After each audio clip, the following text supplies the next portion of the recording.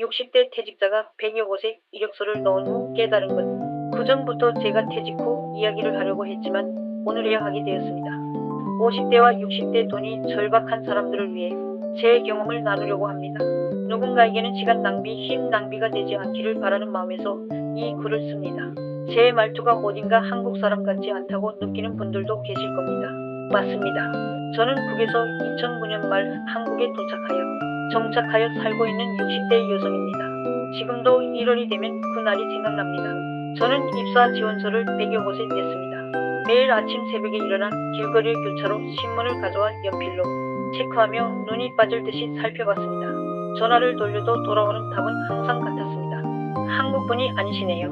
저희 회사는 한국분들만 받습니다. 아무리 기다리고 전화를 걸어도 저를 찾는 사람은 없었습니다. 그때 동네 복지관 선생님이 전화로 화성에 있는 중소기업에서 사람을 쓴다고 면접을 보러 가라고 전화가 왔습니다. 속만 타들어가던 그때 면접을 본다는 것만으로도 마음이 즐거웠습니다. 15년 전 1월의 어느 날입니다. 그날은 지금도 잊혀지지 않습니다. 화성에 있는 회사로 면접을 보러 갔을 때입니다. 아는 분이 버스를 태워주셔서 차비 걱정 없이 40분쯤 달려 회사에 도착했습니다. 면접은 15분 정도로 끝났으며 집에 가서 기다리시면 며칠 안으로 알려드리겠습니다. 이 한마디로 면접은 끝났습니다. 집으로 돌아가려니 주머니에 차비가 없었습니다. 조금만 걸으면 되겠지 하고 이런저런 생각도 할 새도 없이 저는 큰 도로를 따라 걷기 시작했습니다. 그때가 오후 4시쯤이었습니다. 1월의 추운 겨울날 화성에서 수원까지 혼자 걸었습니다.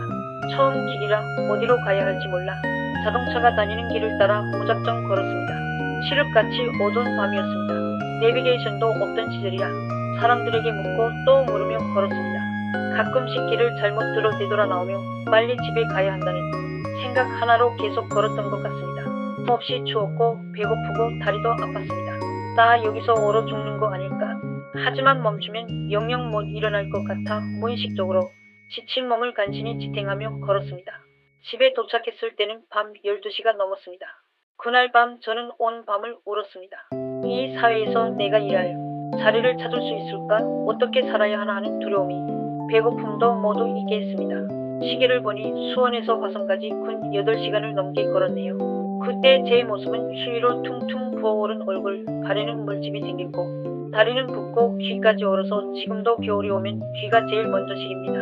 그래도 다음 날 또 면접을 보러 나갔습니다. 나이가 많다, 말씨가 투박하다, 여기는 외국인 안 받습니다. 퇴짜를 맞았지만 멈출 수 없었습니다. 저도 먹고 살아야 하니까요. 그렇게 석 달 만에 고용지원센터 소개로 안산의 중소기업에 합격했습니다. 합격 소식을 들었을 때 온 세상을 다 가진 것 같았습니다.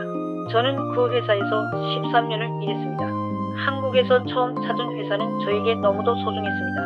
하지만 회사에서의 적응은 제가 8시간을 걸은 것보다 훨씬 힘들었습니다. 하루에도 10번 이상은 회사를 그만두고 싶었지만 포기할 수 없었습니다.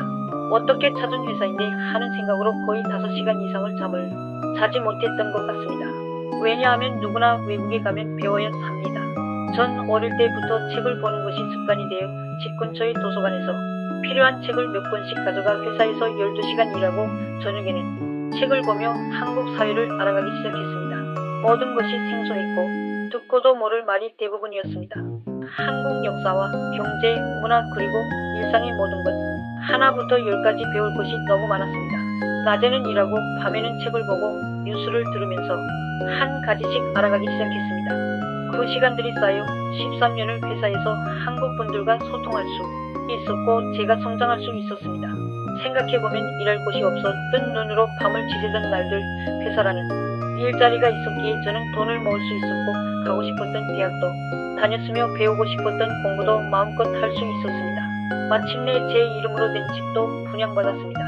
하지만 그 꿈은 오래가지 않았습니다. 코로나로 회사에서 인원을 축소하고 일감이 줄어들면서 저는 잦은 사퇴를 하게 되었습니다.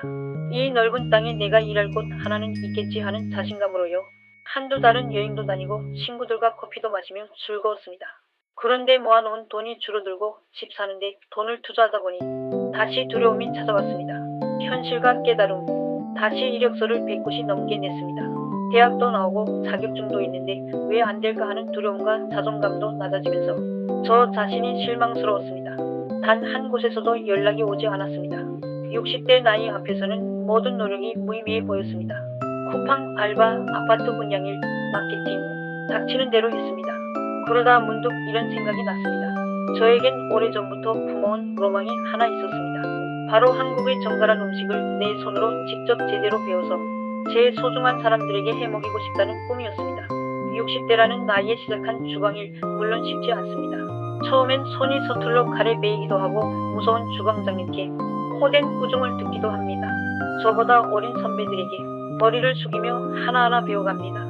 하지만 저는 지금 이 순간이 참 즐겁습니다. 매일 아침 눈을 떴을 때 나를 기다리는 일터가 있고 내가 할 수 있는 일이 있다는 사실, 그것만으로도 제 마음은 감사함으로 가득합니다. 15년 전 수원화성까지 8시간을 넘게 걸으며 저 같은 사람도 일할 수 있을까? 울먹이던 그 막막했던 겨울을 생각하면 지금 주방에서 땀 흘리는 이 시간들이 힘들지만 감사할 때가 더 많습니다. 나이가 들어 다시 일자리를 찾으면서 알게 되었습니다. 저만이 아니라는 것을요. 60대를 위한 실질적인 조언. 가장 먼저 할 일은 주변의 시선이나 과거의 나를 잊는 것입니다. 단기 근로, 공공근로, 경비, 청소, 배달 등 즉각적으로 현금이 도는 일에 뛰어들어야 합니다. 고정 지출을 냉정하게 줄이세요. 통신비, 보험료, 숨만 쉬어도 나가는 돈은 과감히 컨트롤해야 합니다. 다음으로 돈이 없을 때 가장 큰 위기는 질병입니다. 돈이 들지 않는 걷기, 등산, 맨몸 운동을 통해 근력을 유지하세요. 건강한 몸은 곧 일할 수 있는 능력이며 수억 원의 연금보다 가치 있습니다. 요즘은 스마트폰 하나로도 소소한 수익을 낼 수 있는 시대입니다. 60대의 경험은 훌륭한 데이터가 됩니다. 고용지원센터나 자치복지관을 찾아가 구직을 신청해보세요. 생각보다 60대 이상 일자리가 많습니다. 구직의 기준을 낮추면 얼마든지 있습니다. 제 경험담이 여러분에게 조금이나마 도움이 되었으면 하는 바람입니다. 다음 시간에도 더 좋은 경험담으로 찾아오겠습니다. 감사합니다.